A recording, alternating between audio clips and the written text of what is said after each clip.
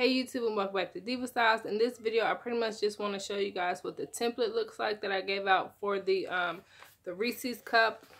This is what it looked like. As you can see, there is enough spacing on the sides to pretty much do your to put your ridges. This is what the back look like, and you have your spacing right here to do your design. So the template works great.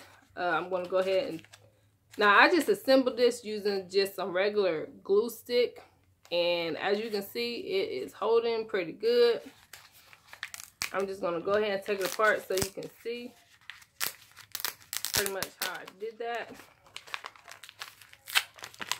But that is pretty much all that is, and as you can see, it pretty much is the same size as the freaking Reese cup.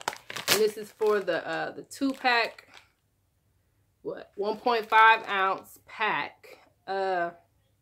So if you have any questions, please feel free to ask, and I will see you guys soon. Bye.